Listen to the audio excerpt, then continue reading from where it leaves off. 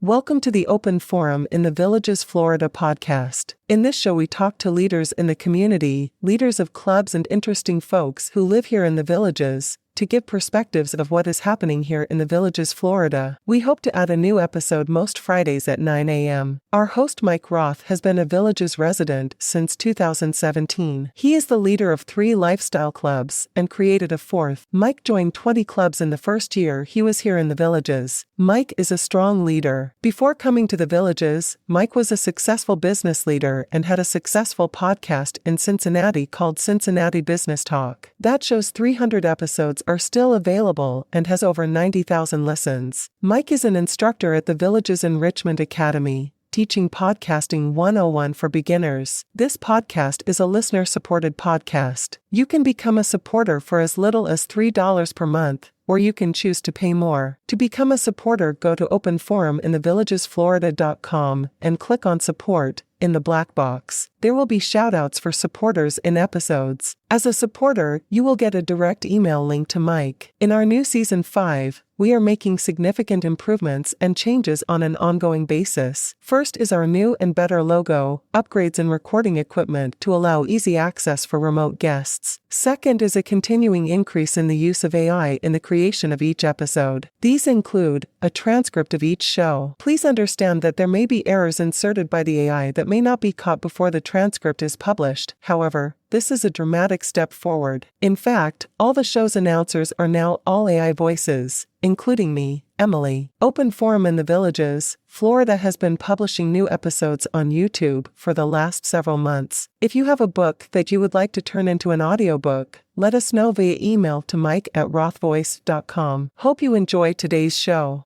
This is Mike Roth on Open Forum in the Villages. Welcome to season number 5. I'm here today with Dr. William Shang. Dr. Shang will be teaching an Enrichment Academy course, Preventing Diabetes, Alternative Strategies, starting at the end of January at the Rohan Recreation Center. The course will be 3 Tuesday evenings. The information about the course is in the Enrichment Academy catalog on page 20. The course number is HEA 8202. And while I'm doing plugs for Dr. Shang, I might as well do a plug for myself. I have a course at the Enrichment Academy coming up in February. First 3 Thursdays in February 7th through the 21st. The course is Podcasting 101. I am your instructor, and in this course, you'll get a good handle on what it takes to start a podcast and make it successful. It's on page 44 of the catalog. The course number is TEC 7104. In your own words, Dr. Shang, could you give our listeners a little bit of a background of how you got here and what you did in your business career before you came to the Villages? Well, I don't quite would like to characterize it as a business. I'm a physician by training, of course. I started my career through the Air Force, through a scholarship. And then after being a primary care physician for the Air Force for a number of years, I transitioned to pathology, did that at George Washington University, and went on to do what most pathologists do, which is a combination of county autopsies, director for laboratories. So whenever you get a blood test drawn, sent to a lab, we oversee the quality control of those, make sure the machines are working correctly. But most of our work is looking through a microscope and making diagnoses on tissue. So you get a biopsy, we tell the surgeon, it's XYZ. Okay. Were you one of the guys who would count the blood cells, the white cells versus the red cells? We set up the machines to do that. Oh, the machines do that today. Yeah. So I ended up tapering my career. And before I came to the Villages, I spent a long time with Cornell University. I'm still a consultant with them, but more or less now a villager. Good. My brother went to Cornell. Actually, I have 2 brothers who went to Cornell. But that's another whole story altogether. As a physician, Dr. Shang, what made you think of getting involved with strength training? That's an interesting question. In my 50s, I woke up one morning and I noticed that I had a gout attack, which is really bizarre. Gout? Gout. Yeah. I was actually never overweight. And no, you're not overweight today. And what was distressing was I looked at my lab numbers. Because I run a lab, we can run labs on ourselves all the time. And my glucose was higher than normal. My triglycerides were high. And I began to investigate this. And I asked my colleagues, I said, what can we do about this? And, most of us who are physicians, we think about prescription pad. And they said, well, you can take a med. And I said, I don't want to take any meds. And so I started looking into this. And what's really interesting about what I found and what I'd like to share with you is that most of the diseases that we see in people in the second half of their life, whether it be high blood pressure, high glucose, high fat levels, high cholesterol, those are all common to one disease. And it's something that we never talk about. What disease is that? It's sarcopenia. Oh, that's a big word. It's a big word, isn't it? Yeah. What does that mean? Well, it's sarco. We break it down. Sarco means muscle. Penia means less. And so as we get older, we lose muscle over time. And that actually begins around the age of 30. But it's something really strange. I actually didn't know this word, even though as pathologists, what we do is we study how diseases evolve. And it never occurred to me that here is something that we can actually do something about without a medication. Wow. Just going to the gym and working out would help. Well, we're in Florida here. And you might have heard that the Fountain of Youth. Yes. Yes. So There's a Ponce de Leon. that's right, Ponce de Leon, one of the Spanish conquistadors. Yeah, I went to De Leon Springs, to see the source of the Fountain of Youth. It was a little trickle. Yeah. So as legend goes, he landed around Tampa. And he ran into the Calusa Indians. And as legend goes, he looked at the Calusa Indians and he said, wow, these guys are built. They might have white hair, but they don't look old at all. There must be a Fountain of Youth around here. Ah, okay. And that's how the Fountain of Youth Legend began.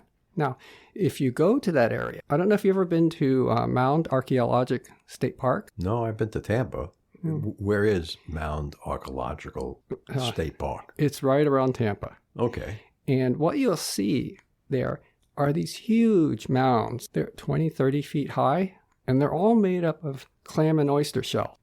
These Indians ate an incredibly high-protein seafood diet. Okay. And they were, what we like to say, not sarcopenic. They were buff. They had very impressive musculature compared to the Spaniards who landed. Interesting, because in our way of life here in America, while I may have worked out and did a little bit of football or basketball when I was in college, all of a sudden I found myself in a job where I was doing a lot of walking and very little manual labor. And as I got to own my own companies, I got to sit behind the desk more often than not. And going to the gym was a time consumer that was hard to get to. So what's very interesting to me as someone who runs laboratories and, if you like to say, peddles tests, is that the best test for metabolic health, it's not glucose, it's not a lipid panel, it's actually how you look. If you look at yourself in the mirror, full-length mirror, after taking a shower, and you say to yourself, now, is that guy easy to kill? Is he, or is he prey? That is actually the best measure of your metabolic health. So this was quite an epiphany to me as someone who works in this industry, that the best test for the three scourges that we have here, heart attacks, strokes, dementia, falls, Oh, yeah. they're all related to sarcopenia. Yeah, we just had a member of our Mercedes club fall and die. Broke his leg in 3 places and he was gone. Yeah, unfortunately it happens too often. And especially when it's something that we can fix the base problem. It's not something that the pharmaceutical companies have figured out how to put into a pill, nor will they ever figure out how to do it. Build muscle and cut fat in one pill. That's right. And have all the good benefits. I know that many villagers are concerned about dementia, and Terrible disease. it's something that if, for example, I was going to mention this later, but now's a good time, is that there were studies that were done about dementia prevention. And strength training, along with aerobic, the walking, if you like, decreases the risk of dementia more than any other medication you can get. More than any other medication. Well, the medications aren't very effective against dementia. I know, it's rather strange. You'd think, what is the connection there between muscle and the brain? And in recent years, we've actually learned there is a link, that muscle produces substances that are like fertilizer for the brain. Really? Yeah. Fertilizer for the brain by going out to the gym and working out for a half hour, an hour. I think that now's a good time. We talk about what the recommendations are for exercise for people in the second half of their life. And it's all pretty uniform. And many doctors and nurses, when I give a talk and I ask them, what is the recommendations for exercise? They all know that 150 minutes a week to 300 minutes of low to moderate intensity aerobic exercise.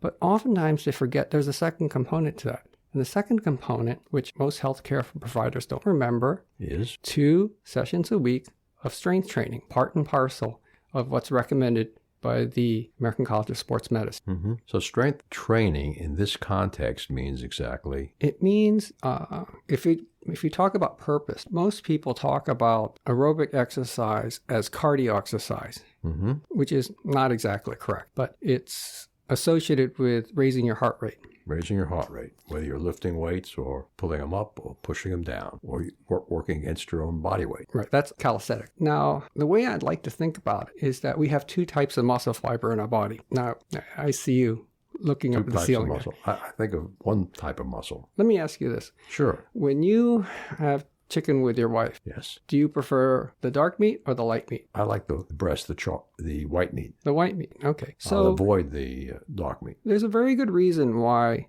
breast meat is light and the leg and the thighs are dark. The leg of the thigh, I find that to be a little bit fatty.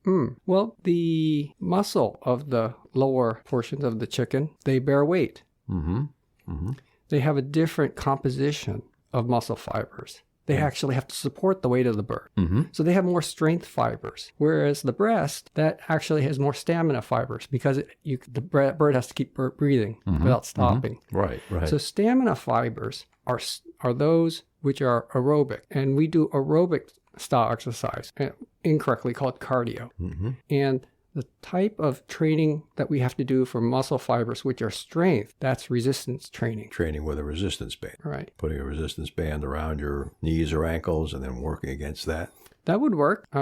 So basically, we have 2 different types of muscle fibers, and therefore we have 2 different types of exercise. And which type of exercise do you think we're not getting enough of? If you poll most Americans, and the survey's been done, how many Americans get both the aerobic with 150 to 300 minutes a week, plus 2 strength trainings a week? It works out to about 1 in 8, very small. And here in the villages, we certainly have the time to do what's right for us. In other words, not just longevity, but health span, so that we can enjoy our lives for as long as we live. And you were talking about falling. This is a terrible disease here in the villages. I had a show on last week with a guy named Ed Yuska, who is a sports trainer, I think, for the Detroit football team. And he runs a class every week up at La Hacienda on balance and how to prevent yourself from falling. And he has a whole bunch of tests that you can take, find out if your strength in your muscles and core to prevent you from falling is at the right level for your age group. That's a great program. Strength is arguably as important or more important than balance, because most of us, no matter how old we are, we will lose our footing at some point, but it requires a certain amount of strength to recover on one leg Before and you hit the ground. Or prevent from falling and hitting the ground. So that strength is what prevents us from breaking. And then the muscles, of course, they're tied into the bone. And so the strength of the muscles are proportional to the strength of the bone. A lot of people here in the villages have bone loss. That's right. In fact, I've even heard of people taking injections once a month over a course of a year to increase their bone density. That's right. There's another example of where we've, as physicians and healthcare providers, do a very good job of writing a prescription for something that if you do the right thing for exercise, your body will have the incentive of making it stronger. So in other words, if you were to regularly stress the bone with something that is heavier than you're normally able to handle, then the bone will react in a way to become stronger. And for years, we prescribed calcium, and we found it didn't work by itself unless you give the body an incentive to take the calcium and incorporate it into the bone. So when I see hundreds of people a week walking in the villages, and they maybe get 30 minutes 5 times a week, that's your 150 minutes. But you're saying they need strength training as well. Absolutely. And you say that's twice a week. Twice a week. And how do they get the strength training? Well, here in the villages, we're very lucky. All of the major rec centers does have an associated gym. And I didn't check recently, but it's quite nominal cost. I think it's $5 a visit. It's about maybe $8? I've heard about $80 a month. Maybe I'm wrong about that. No, I mean per visit. But certainly it can be updated. But there are cheaper and more expensive avenues. There's Planet Fitness in Leesburg, where I go to. There's Genesis, which is good if you're getting started, because everyone who gets started needs a trainer. Even trainers need trainers because you can't see yourself. Right. So when you go to a place like Genesis, I'm going to say generally there's a choice of three avenues. One is to hire a trainer in Genesis to take you through some exercises. Number two is the Genesis free classes, which are included in their membership. And the third course would be just to do it yourself. Get on the machines and either row or push or pull in particular muscle groups. Are there any particular muscle groups that are more recommended? I'm glad you asked that. For metabolic health, what we're talking about is trying to train the largest muscle of the body. Legs, hips, back. So the most important muscle we're trying to train are those which have become not used to being active. So if you take, for example, somebody who is sedentary, who doesn't do much in the way of exercise, their muscles are not using the majority of glucose in the body. And that may be a lot of us who are in our 60s, 70s, or 80s. Right? We're no longer Calusa Indians. No, we're not Calusa Indians. Instead of walking, we get in a golf cart or get in our car and drive someplace. I make it a practice to park my car at the far end of the parking lot from wherever I'm going and try to pick up 3,000 extra steps a day. Good for you. I think that the Fitbit has done a good job of motivating people. What I find interesting about medicine and strength training, for example, if you go to an internist or a family practice doctor's and office and you're sitting in the waiting room, right, and you look around, chances are 3 out of 4 people sitting there are there for high blood pressure, lipid medication, statins, and we don't have a good way of decreasing our healthcare costs by prevention or by treatment with exercise. And this is what's really amazing, this information that is not well known. There was a study that came out in one of the British medical journals that by wall sitting with your back against a wall for 2 minutes, 4 times a day, every other day, it reduces the blood pressure the same as taking one high blood pressure medication. That's a pretty good trick. Just sit against the wall at a 90-degree angle with your legs pointed out for 4 minutes a day. For 2 minutes a day. 2 minutes a day. 2 minutes at a time. 2 minutes at a time. 4 times. So it's a total of 8 minutes. 8 minutes. With some rest in between. With the rest. Right. And you can do that while watching television or doing something else around that. Or, but that's really very simple. Very simple. You don't need a gym for that. And you don't need a blood pressure medication. Well, that's pretty much fantastic. Yeah. Are there any other tricks? Lots of tricks. Lots of tricks. So if the goal is really to get stronger, how do you set a goal for how strong to be? Should I be able to lift, 25 pounds, 50 pounds, 100 pounds? 100 pounds to me sounds like it'll break my own bones. I think that for many people who are thinking or contemplating strength training, they instantly think of Arnold Schwarzenegger. Lou Ferrigno, the Hulk. I did that when I first started, and I realized the benefits of strength training, and I picked up one of his books, and I followed his program, and I, within a very short period of time, hurt myself. And I realized basically the problem is that seniors don't have a culture of strength training, and B, maybe at Genesis, I don't know. But there's a way to do it that is not a young person's way. Right. And the goal is not to look like Arnold, nor will many of us achieve that. The goal is to improve our metabolism at the primary level so that we don't need a statin. We don't need metformin. We don't need Wegovy. Yes. I mean, it seems like recently Oprah has given up on strength training in favor of using Wegovy. Well, I can't comment on any particular person's medical situation, but... Well, it seems... I do have a one friend who's lost over 50 pounds on Wegovy. He swears by it. He looks much better, much leaner.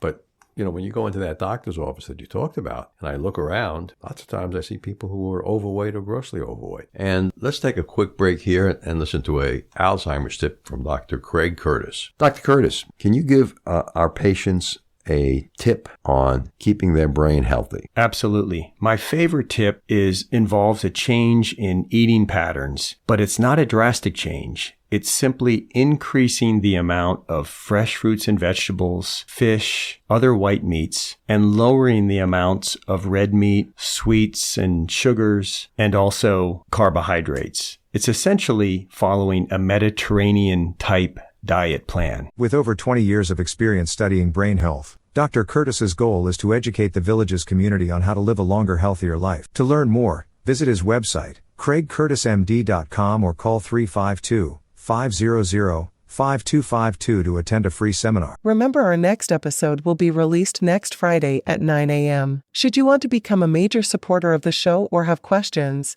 please contact us at mike@rothvoice.com. This is a shout out for supporters: Greg Pangian, Tweet Coleman, Dan Capellan, Ed Williams, Alvin Stenzel, and major supporter Dr. Craig Curtis at K2 in the Villages. We will be hearing more from Dr. Curtis with short Alzheimer's tips each week. If you know someone who should be on the show, contact us at mike@rothvoice.com. We thank everyone for listening to the show. The content of the show is copyrighted by Roth Voice 2023, all rights reserved.